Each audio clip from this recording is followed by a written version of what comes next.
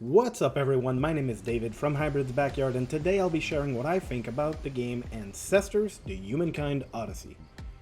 As usual, in the past week I gave this game about 14 hours of my time. Not even halfway through, I lost interest.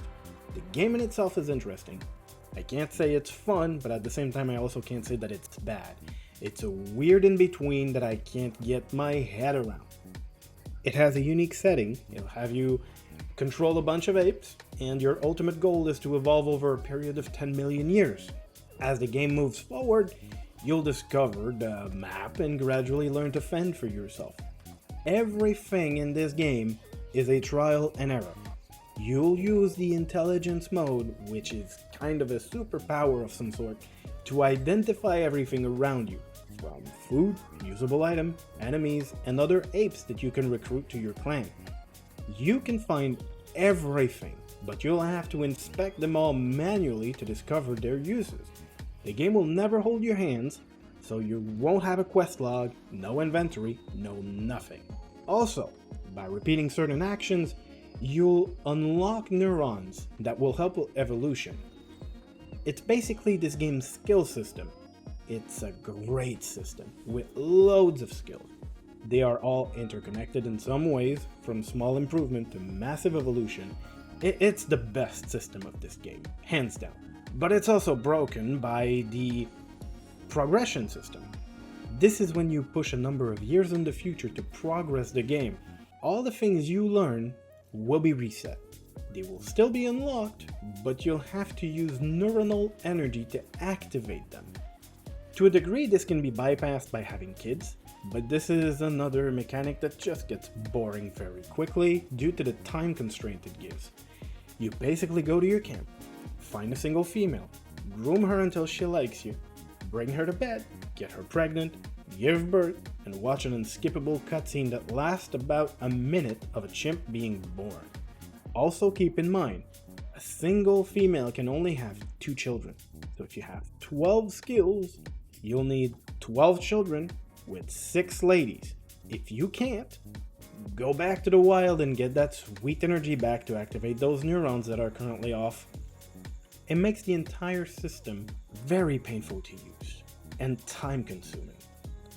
The gameplay also sucks. The movement and the dodge mechanics are clunky and unresponsive. Half of the time, the dodge mechanic fails. The only saving grace for the gameplay is the energy meter. It's basically a circle in the middle of the screen that shows the energy, stamina, life expectancy available to the ape that you're controlling. It works by emptying the energy, then using the daily stamina, and when the ape is completely drained out, the life expectancy. So if you work too hard, you'll kill yourself. It's a nice mechanic to have and to keep notice of if you want to live a long life. Now at the start, I said you'd be in control of a bunch of apes, and I have to say it out loud. Their AI, it sucks balls. Even with the skills unlocked that gives them the ability to imitate the player, dodge or defend themselves. Every single time I took a few of them out in the wild, with weapon mind you, they never even tried to defend themselves. They died oblivious to what was happening. Their pathfinding ability was that of a 3-year-old at best. They would get stuck in bushes while I was running in the trees. Other animals would be preying on them all the time and they wouldn't even feed themselves. So yeah, great experience so far, right? But there's one good thing. The game runs great. On 1080p and 4K, all settings maxed out, my CPU was on a vacation. My graphics card was having a margarita on the side, and I was playing at a solid 100 FPS with no dips. The game world was beautiful. The trees, the swamps, the mountains, they all looked great. Attention to details in those areas looked massively beautiful to me. A few places felt weird though. If you go underground in tunnels or in caves or wherever, it's as bright as day. The character models are also ugly as hell. To quote an article I read after I stopped playing the game, they look like human in ape suits, and I can't find a better way to describe them. Overall, that game was just plain boring. The idea was great, some systems are insane and really promising, but it's just a game of repetition. It felt like my clanmates were idiots from start to finish. It felt like the fauna was made to do nothing other than kill apes. And there is a massive skill tree that I'll never care to explore completely, even though it's probably the best system of this game.